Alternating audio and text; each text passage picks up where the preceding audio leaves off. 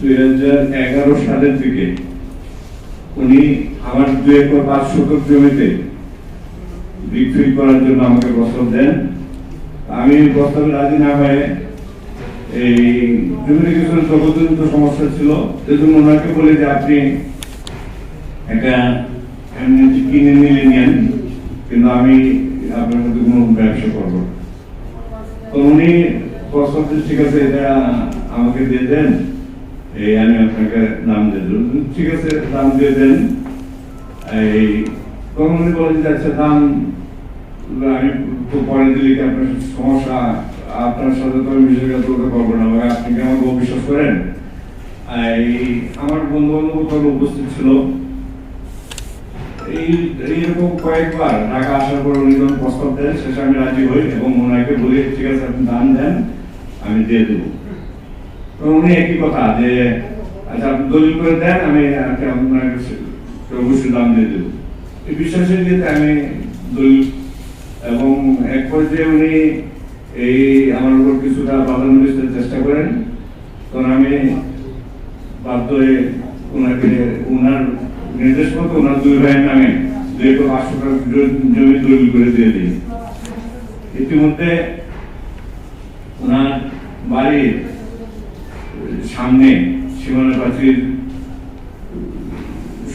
সংযুক্ত সড়ক সংলগ্ন আমার এখানে 37 শতক জায়গা ছিল। এখান থেকে উনি 4 শতক জায়গা আগে আমাকে আমার কাছ থেকে 32,000 টাকায় কিনে নেন। বাকি 33 শতক জায়গা ব্যাপারে কি করবেন ওইটা আমি ওনাকে বারবার করি, তাগিদ দিই।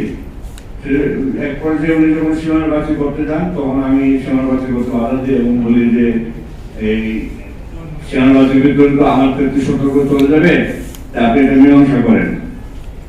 তখন এই একই ইয়েতে উনি এই সম্পর্ক প্লাস কিছুটা এই প্রাধান্য বিস্তার করে মানে যে পরে দলিল করে দিবেন, তখন আমি টাকা দিয়ে দেব, আর তাহলে ওইটা টাকাটা দেন, ঠিক আছে দুইটা একসাথে মীমাংসা করে দিব, আর আপনি কাগজপত্র ঠিকঠাক করে কে করেন, আমি দুইটা একসাথে দিয়ে দেব। এই বলে উনি সীমানা বাছাই দিয়ে দেন। কিন্তু 2011 সালের পর থেকে বারবার তাগিদ দেওয়ার পরে এক পর্যায়ে উনি আর আমার কোনো ধরেন না, আর জমির মূল্য দেওয়ার ব্যাপারে কোনো কথা বলেন না। আমি বারবার বিভিন্ন লোকের সামনে ঢাকা এসে তাগিদ দিচ্ছি এবং ফোনে বারবার টাকা দেওয়ার পরে এক পর্যায়ে উনি আমার সাথে সব সম্পর্ক বিচ্ছিন্ন করে দেন এবং আমাকে বিভিন্নভাবে অফিসিয়ালি বা বিভিন্নভাবে উনি এই নির্যাতনের করেন। আমাকে বলতে বা বিভিন্ন বিষয়ে উনি হয়রানি করার চেষ্টা করেন। সর্বশেষ গত এই 20 ফেব্রুয়ারি তারিখে দৈনিক প্রথম ব্যাপারে আমার এই বিষয়টা জমি দখলজনিত বিষয়টা এবং টাকা না দেওয়ার বিষয়টা বিস্তারিতভাবে আসে। এটা আসার পর থেকে উনি আমার উপর আরো এই সরাসরি না কিন্তু বিভিন্নভাবে উনি প্রভাব বিস্তারের চেষ্টা করেন। গত 3রা মে আমি আমার ওই বাড়িতে পুরাতন গ্রামের বাড়ি বাইকরাটি ওনার নতুন বাড়ি সংলগ্ন, ওখানে আমি 5 শতক টাকা বিক্রি করেছিলাম অন্য চেয়ারম্যান, লোকাল চেয়ারম্যানের ভাইয়ের কাছে। ওই 5 শতক জায়গা আমি দলিল করে দিই এবং বুঝিয়ে দিই ওনাকে। 5 শতক জায়গার বড় ঘর ছিল, ওই ঘরটা আমি ভেঙে আনার জন্য এই 4 জন মিস্ত্রি নিয়ে ঘটনাস্থলে যাই এবং সকাল 11টা থেকে 11:30 থেকে 11:30 থেকে কাজ শুরু করি। আমি আমার কর্মস্থল সুনামগঞ্জ থেকে আমি সরাসরি ছুটি নিয়ে ওই ঘটনাস্থলে যাই। কিন্তু দুপুর 1টার দিকে ওনার বড় ভাই হাজি মাসুদ উনি এখানে এসে আমার পাশে দাঁড়ান আমার ঘরের সামনে এবং আমাকে জিজ্ঞেস করেন যে এই কি ব্যাপার, জিজ্ঞেস করেন আপনার তো ভূমিকম্প শুরু হয়েছে এরকম উস্কানিমূলক। তারপর বলতেছেন আপনি তো বৃষ্টি থাকে চলে, কিন্তু ওনার উস্কানিমূলক কথাগুলো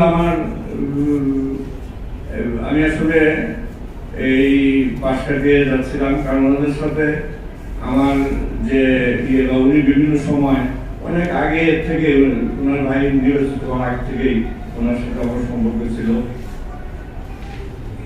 যে জন্য আমি পাশটা দিয়ে যাই। এক পর্যায়ে উনি জিজ্ঞেস করলেন যে আপনি যে জায়গাটা বিক্রি করলেন আমাকে কিছু জানালেন না, আমাদেরকে কারণটা কি, কেন না জানে বিক্রি করলেন। তখন আমি ওই পূর্বে যে ওই 2 একর 5 শতক জায়গার মূল্য পাই নাই এবং এই সীমানাবাসীদের মধ্যে আমার জায়গাটা বের হল, ওনারা করে সম্পর্ক নষ্ট করেছেন আমার সাথে, তাছাড়া আমার সাথে ওনারা সব ধরনের যোগাযোগ বিচ্ছিন্ন করেছেন। এই কথাটা বলার সাথে সাথে উনি বলতেছেন যে মালম তুই বেশি বেড়ে গেছিস, তুই বেশি বেড়ে গেছিস, তোরে আজকে আর ছাড়ছে। এই উনি অকথ্য ভাষায় গালাগালি সহ আমার উপর, এই মুহূর্তে ওনার ছেলে সাগর সেও একটা ঘটনাস্থলে উপস্থিত হয়, এই দুজন মিলে আমাকে অকথ্য গালাগালি সহ আমাকে মারতে শুরু করে। মারধরে এক পর্যায়ে তাদের একটি চার দোকান সহ একটি ঘর ওইখানে নিয়ে আমাকে আবদ্ধ করে।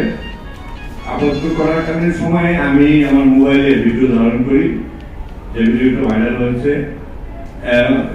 ভিডিও ধারণ করার সময় উনি অকথ্য এই মালান সহ আমার গালাগাল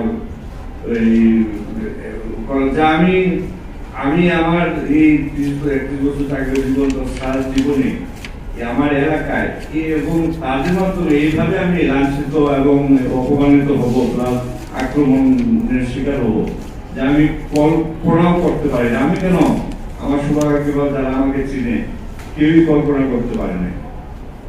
এই অবস্থায় আমি দীর্ঘক্ষণ এখানে বন্ধু থাকার অবস্থায় সে প্রাণনাশের রুগী এখান থেকে বের হলে আমাকে বের ফেরত দেবে এবং আমি এখানে আর কোনোদিন যদি আসি আসবো কিনা জিজ্ঞাসা করেন, অবশ্যই আমার টাকা আমি আসবো না, যে তোকে আজকে তো দিব এনে যেতে, পাশাপাশি অন্য কোনোদিন আজকে যদি কোনোভাবে যাচ্ছ তোর কে আছে আন, আজকে যদি কোনোভাবে যাচ্ছ পরে আর কোনোদিন আসলে তোকে গুম করে ফেলবো। এরকম হুমকি দেওয়ার অবস্থায় আমি ওই ঘরের ভিতরে থেকে আমি 999 কল করি এবং ওখানকার সার্কেল অফিসের মধ্যে যাই, বিষয়টা জানাই, আমাকে উদ্ধার করার জন্য বলি এবং আমার একজন বন্ধু বান্ধবকে বলি। তখন ওই থানা থেকে এই ঘন্টার পর বা 2 ঘন্টা পর থানা থেকে ওসি সাহেব সহ এই 6-7 জন এই থানার পুলিশ কর্মকর্তারা গিয়ে যান এবং এখানে যাওয়ার পর আমাকে ওনারা ডাকাডাকি যখন ডাক চিৎকার করতেছে, ওসি সাহেবের কথা শুনে আমি বের হয়ে আসতে পারি। তারপর ওনারা আমার এক বন্ধু ওইখানকার বালিকা বাসন বালিকা উচ্চ বিদ্যালয়ের প্রধান শিক্ষক উনিও গিয়েছিলেন, গিয়ে আমাকে অবরুদ্ধ অবস্থা পান।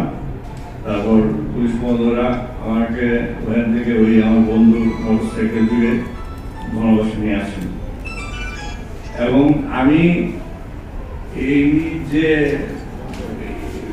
এই অবস্থায় এই একদিন আমি সময় ক্ষেপণ করেছি, দেখি এমপি সাহেব কোন কিছু বলেন কিনা বা এই ঘটনাটা, কারণ ওনার পরিবারের সাথে আমি যেহেতু সংযুক্ত ছিলাম, আমি আবেগে আপ্লুত হয়ে যাই। আমার এই আমি বাকরুদ্ধ হয়ে যাই ওনাদের এই আক্রমণে। কিন্তু এদের একদিন অতিবাহিত হওয়ার পরেও যখন না পাই তখন আমি মামলা করি এবং আমার এই মামলা করার পর একদিন পরেই ওনারা এই আমার পুরাতন গ্রামের একটা ছেলে, সে মোটর চেয়ারম্যান সাহেব মোটরসাইকেল চালক, তার বাবা চাবি ক্রেতা, এই সে এমপি সাহেবের বিভিন্ন ইয়েতে প্রকাশ করে ওই ছেলেকে দিয়ে আমার নামে একটা কাউন্টার মামলা করিয়েছেন। আমি নাকি ওই ছেলের কাছ থেকে 3 লক্ষ টাকা নিয়েছি এই জমি বিক্রি করার নামে এবং জমির দাম 10 লক্ষ টাকা নাকি সে নির্ধারণ করেছিল। এর মধ্যে 3 লক্ষ টাকা আমাকে নাকি বায়না দিয়েছে।